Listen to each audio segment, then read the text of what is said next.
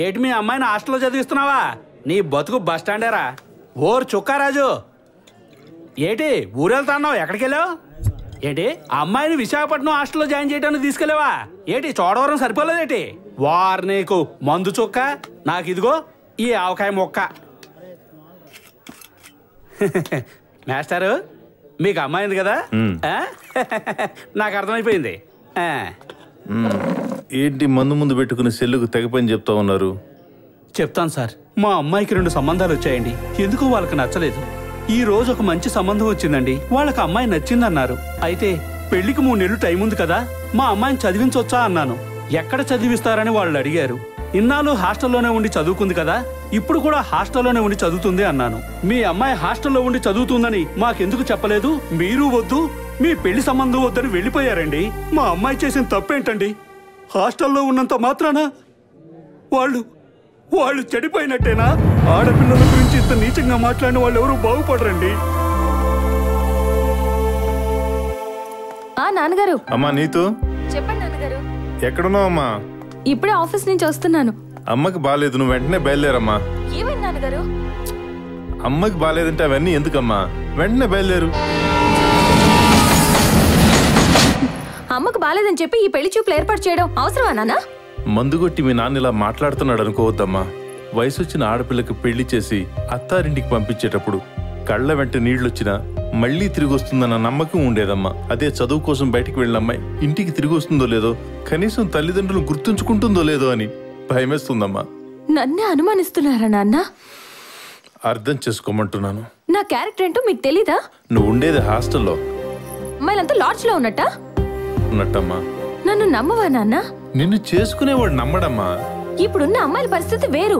అవునమ్మా, ఈ అరగంటలో మీ అమ్మ ఒక్క మాట కూడా మాట్లాడలేదు. అదే నువ్వు 100 మాటలు మాట్లాడావు. అదేనమ్మా ఇప్పటి అమ్మాయిలకి అప్పటి అమ్మాయిలకి తేడా. పెళ్ళోళ్ళు వచ్చారు, మీరు లోపలికి వెళ్ళండి. నమస్కారం అండి. నమస్కారం. నమస్కారం అండి. రండి. ఓడు కదా అంకుల్, నేను పెళ్లి కొడుకునే. జరిగిందా? చీరలో చిలక కత్తిలాగా ఉంది. మ్యాటర్ ఏంటో. నువ్వు అసలే జెంటిల్మెన్ కదరా. ఏమన్నా డౌట్లు ఉంటే ఇప్పుడే అడిగాయి. Dad, next programme. అర్థమైందిరా. అబ్బాయి అమ్మాయితో ఏదో మాట్లాడాలంటున్నాడు. అబ్బాయి ఏదో మాట్లాడాలట, వెళ్ళమ్మా. సరే నాన్న. Hey this is Rishi. నమస్తే. Oh I like this Indian culture. Basic గా నన్ను మా ఊర్లో అందరూ జెంటిల్ మ్యాన్ అంటారు. ఎందుకంటే నేను చాలా బ్రాడ్ మైండెడ్ కాబట్టి. అలాగా? యా. Anyway take this. ఈ పేపర్స్ ఎందుకు?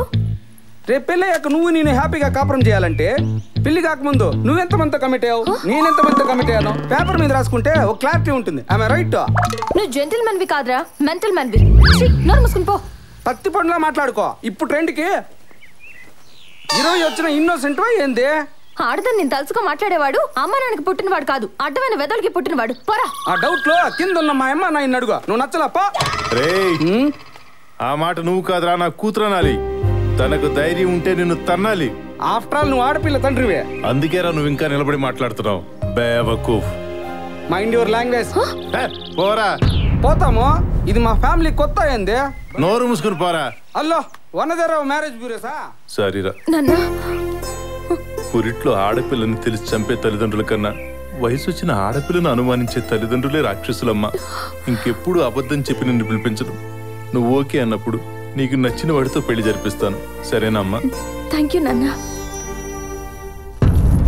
మంచి లేదు అంటివి కదరా మూర్ఖ మానవ. దృశ్యము చూచితివి కదా, ఇప్పుడే ముందు. ప్రభు, మంచి మనసుతో చూసేవాళ్ళకి మంచే కనిపిస్తుంది, బోన్లో చూసేవాళ్ళకి బొంగే కనిపిస్తుంది. ఏముండా ఎంత ముద్దుగా పిలిచారు. భూలోకంలో ఏమన్నా సిమ్ కార్డు వ్యాపారం చేసేదానివా? ఆయన పేరు ఆయన చెప్పుకుంటుంటే నిన్ను పిలిచినట్టు నువ్వు వెళ్ళిపోతావేంటి? నీకు యమధర్మరాజా, నన్ను క్షమించండి. నేను అనుకునే లక్షణాలన్నీ ఆ అమ్మాయిలు కనిపించాయి. నేను ఇప్పుడు భూలోకానికి వెళ్ళిపోతాను. ప్లీజ్ సార్, నన్ను పంపించేయండి.